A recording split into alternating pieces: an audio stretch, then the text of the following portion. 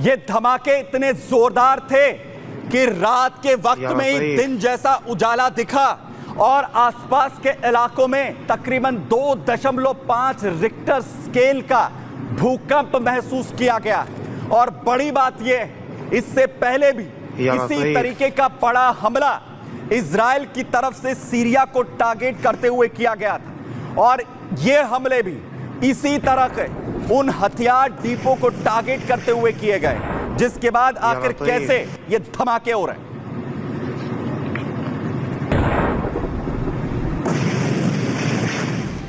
तो बड़ी स्ट्राइक्स लगातार इजराइल की तरफ से जारी है और सीरिया में एक के बाद एक हमले यहां पर किए जा रहे हैं। कैसे इस बड़ी स्ट्राइक को अंजाम दिया गया, जरा देखिए। इजराइल के सीरिया के अलेप्पो में यह भीषण एयर स्ट्राइक, जबरदस्त हमला इजराइल की तरफ से। अलेप्पो में इतने बम बरसाए गए कि रात को ही दिन के जैसा उजाला लोगों ने देखा। तस्वीरें जो सामने आई, दक्षिणी इलाके में सीरियाई सेना के ठिकानों पर ये बड़े हमले, बड़े टारगेट किए गए। अलेप्पो में वैज्ञानिक अनुसंधान केंद्र जिसे टारगेट किया गया है। बड़ी वजह इसके पीछे अल सफीरा शहर के पास हथियार डिपो जिसे पूरी तरह से तबाह कर दिया गया है। अलेप्पो में 7 बड़े भीषण विस्फोट की जो आवाजें हैं वो यहां सुनाई दी। बड़े हमले किए। इजरायली हवाई हमले से तकरीबन 2.5 रिक्टर स्केल के भूकंप का दावा किया जा रहा है। हमले इतने जबरदस्त थे कि धमाके से जो जमीन है, धरती है, वो हिल गई, वो कांपी, जिससे कई घरों के दरवाजे और खिड़कियों तक में भी दरारें देखने को मिली। सीरिया में हथियार, गोला बारूद हिजबुल्लाह के हाथ में ना लगे, ये सबसे बड़ी वजह है जिसके लिए लगातार बड़े हमले इजराइल कर रहा है। और बंकर बस्टर बम जिसका इस्तेमाल सीरियाई सेना के इन अड्डों को ध्वस्त करने के लिए इजराइल की तरफ से किया जा रहा है, ताकि तुर्की के एचटीएस आतंकी केमिकल हथियार ना बना पाए, केमिकल हथियार इनके हाथ में ना पड़े, इसके लिए कोशिश यहां पर हो रही है। और वहीं दूसरी तरफ आपको बड़ी अपडेट बताऊं, जहां पर लगातार बड़े ऑपरेशन किए जा रहे हैं, वहीं सबसे बड़ा ग्राउंड ऑपरेशन इससे पहले सीरिया के अंदर किया इजराइल ने, इससे कबूला है। बड़ा ऑपरेशन कर फैक्ट्री को तबाह किया गया था असद रिजीम शासन के दौरान। यह बड़ी बात है, बड़ी अपडेट आपको दे रहा हूं जो इजराइल ने एक्सेप्ट की है, जिस दौरान बशर अल असद का शासन चल रहा था उस दौरान। और यह तस्वीर जो आप देख रहे हैं, यह आईडीएफ की तरफ से जारी की गई है ग्राफिकली, जिसमें यह दावा है कि अंडरग्राउंड जो केमिकल वेपन्स की फैक्ट्रियां बनाई गई थी, उन्हें आखिर कैसे ग्राउंड ऑपरेशन चला, तबाह किया गया। 100 कमांडोज की तरफ से इस फैक्ट्री को तबाह किया गया।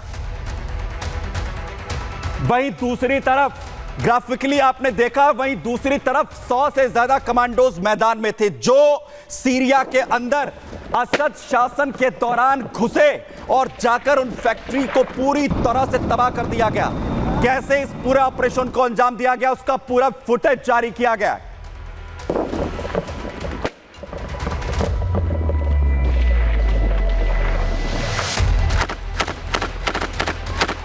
100 से ज्यादा जो कमांडोज हैं वो इस पूरे ऑपरेशन में शामिल थे और वो टारगेट्स जो ईरानी बैलिस्टिक मिसाइल्स सीरिया के अंदर बना रहे थे उन्हें टारगेट किया गया।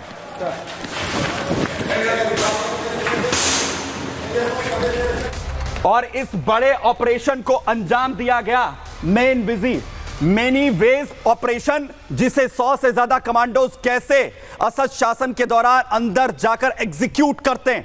इजरायली सेना का सीरिया में यह सीक्रेट मिशन जिसे एक्सेप्ट किया आईडीएफ ने, इजरायली सेना ने सीरिया में बशर अल असद की सत्ता के दौरान इस ऑपरेशन को अंजाम दिया था।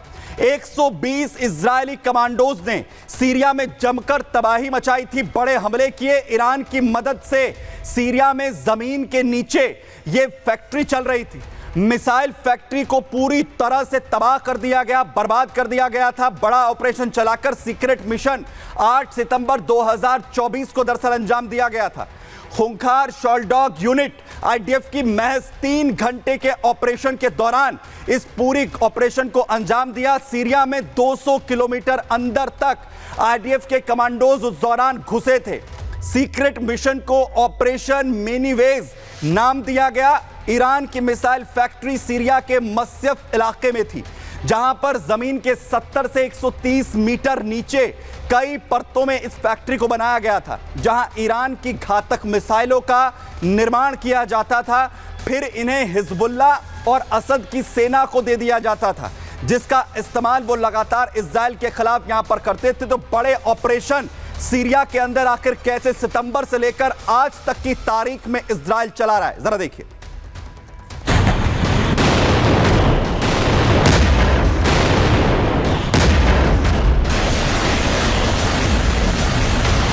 सीरिया में बशर असद शासन उखड़ चुका है। एचटीएस विद्रोही सीरिया पर कब्जा जमाए बैठे हैं। असद शासन का अंत करने के लिए एचटीएस विद्रोहियों ने अलेप्पो से लेकर दमिश्क तक बारूदी हमले कर सीरिया को हिलाकर रख दिया। लेकिन अब इजरायली सेना सीरिया में सक्रिय है। सीरिया की असद सरकार और सेना भले ही सब छोड़कर भाग खड़े हुए, लेकिन इजरायली सेना अलर्ट मोड पर है, क्योंकि सीरिया में अब भी सेना के हथियार, गोला बारूद, केमिकल वेपन मौजूद हैं। और अगर हिजबुल्ला या किसी दूसरे आतंकी संगठन के हाथ ये खतरनाक हथियार लगे तो फिर इसका खामियाजा इजराइल को भुगतना पड़ सकता है।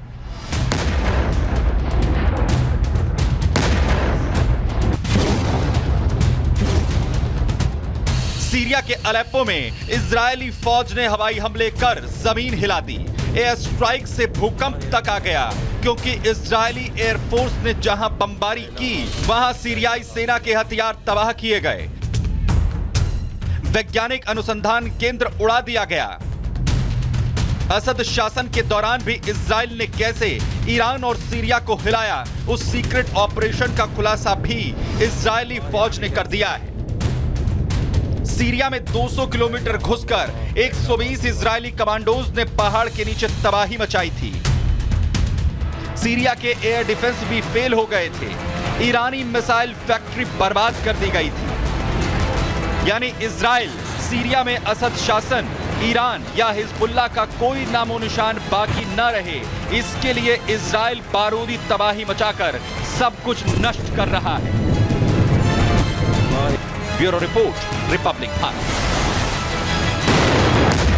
तो सीरिया पर बड़े हमले इजराइल की तरफ से सितंबर में ही शुरू कर दिए गए थे, बड़े ऑपरेशन जिसकी तस्वीरें अब सामने आ रही हैं। और वहीं दूसरी तरफ अभी भी ये बड़े हमले जारी हैं और तब तक जारी रहेंगे जब तक इजराइल के दुश्मन पूरी तरह से खत्म नहीं हो जाते। संग्राम में आज के लिए इतना ही, दीजिए इजाजत, धन्यवाद।